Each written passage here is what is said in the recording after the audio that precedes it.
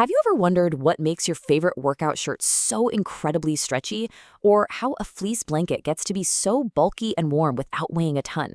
Well, the secret is something called textured yarn. It's this amazing technology that's literally all around us, in the clothes we wear, the carpets we walk on, but most of us never really think about the science behind it. So today, we're going to change that.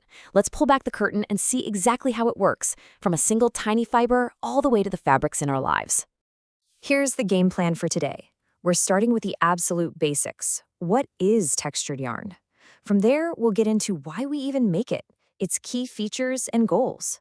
Then we'll dive into the core science, look at the really cool industrial methods they use, and finally, we'll bring it all home by connecting it to the everyday products you know and use. All right, let's get right into it. Section 1. Before we can talk about how it's made or what it's used for, we need to have a super clear, solid definition of what we're actually talking about. Okay, here is the textbook definition. It sounds a little formal, right? But let's break it down. The two words you really need to focus on are apparent volume, which is just a fancy way of saying bulkiness, and extensibility, which means stretch. So all we're doing is taking a perfectly straight, smooth yarn and using some kind of treatment to permanently change its shape, giving it brand new properties like bulk or stretch. And this visual shows you exactly what those changes look like up close. It's not just one thing. You can create a peaked crimp effect that looks like a tiny zigzag, or a springy little coil, or even a lofted effect that's made of thousands of little loops. Every single one of these textures gives the final fabric a totally different feel and a different job to do. Now, depending on which effect you create, these yarns generally fall into three main buckets. First, you've got your high-stretch yarns, perfect for things like workout gear. Then you have high-bulk yarns with very little stretch. Think insulation, like in a jacket. And then there's a category right in the middle, high bulk with just a normal amount of stretch. The key takeaway here is that the final use of the fabric is decided right here, by this balance of stretch and bulk. So that leads to the big question, right? Why go through all this trouble? Why not just use the yarn as it is, straight and smooth? Well, it turns out that the texturizing process unlocks a whole bunch of really useful features. So these are the natural properties you get from texturizing a yarn. Because the fibers now take up more space, they're bulkier without getting heavier. That directly leads to better thermal insulation. That's your warmth factor. They also get way better at absorbing moisture, which makes fabrics more comfortable against your skin. And they have what's called covering power, which just means you need less yarn to make a fabric that isn't see-through. And achieving those features helps meet these bigger goals. At the end of the day, it's all about making fabrics that look better and feel more comfortable. But on a deeper, more technical level, the process can actually realign the molecules to make the yarn stronger and more resistant to wear and tear. That means your clothes last longer. Okay, so how in the world do you permanently change the shape of a microscopic fiber? It's not magic, it's science. And it all comes down to this really fundamental thermomechanical principle that works on specific types of synthetic fibers.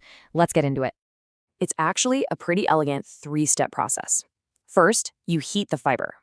This is crucial because heat unlocks its internal molecular structure, making it flexible. Second, while it's hot and soft, you physically force it into a new shape. You bend it, you twist it, you coil it. And third, you cool it down really, really fast. That sudden cooling freezes the molecules in their new positions. It's basically like giving the fiber a permanent memory of its new textured shape. So now that we understand that core principle, heat, shape, cool, we can see how it's put into practice on an industrial scale. And there isn't just one way to do it. Engineers have come up with a whole bunch of clever methods to get all those different textures we saw earlier. Now, there are a lot of methods out there, as you can see from this list. We're not going to go through every single one, but to really understand how this works, we're going to focus on two of the most important, and honestly, most interesting ones. The false twist method, which is all about creating stretch, and the air jet method for creating bulk. Let's start with the undisputed king of stretch yarn, the false twist method. This quote really says it all. The reason it's so dominant is simple. It's cheap and it's fast. When you need to make millions of miles of stretchy yarn, this is the way you do it. Okay, so follow the yarn's journey here, because this is really cool. It starts at the bottom supply package. It gets fed up into a heating zone. Then it hits this little device called a false twist spindle, which twists the yarn at an insanely high speed.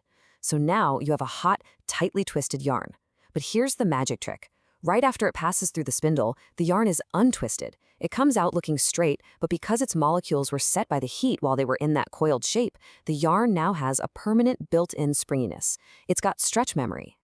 So where does all this super stretchy yarn end up?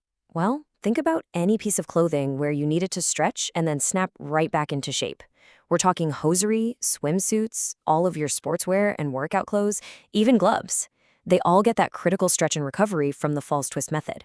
Now, let's pivot to a completely different technique, air jet texturization. The most important thing to remember here is right in the name, bulk without heat.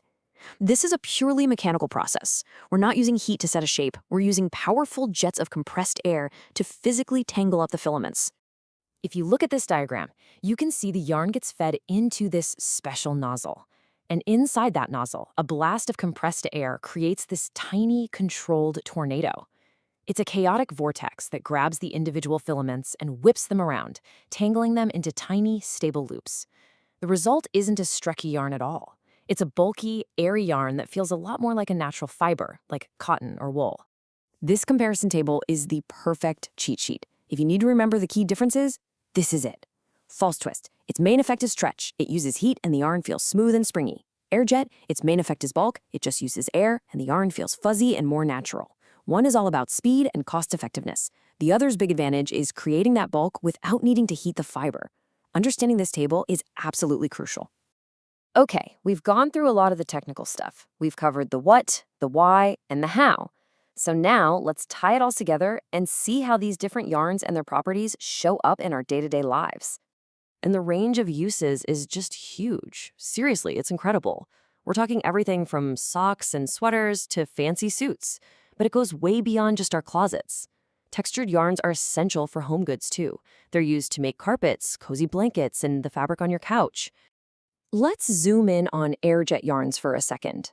Look at these properties. You get bulk without it being heavy. It covers well and it won't pill. Get those annoying little balls of fluff. Because of that, it's perfect for things that need to be durable, like button-down shirts, upholstery, and rugs. It doesn't have much stretch, but its ability to handle moisture makes it comfortable. You can see how the properties directly point to the perfect end use. So there you have it, the science behind the fabrics that shape our world. The next time you pull on a pair of athletic leggings or run your hand over a plush carpet, stop and think for a second. Now that you know the science of stretch and bulk, can you spot the difference? Can you feel the false twist yarn versus the air jet yarn right there in your own closet? Give it a try.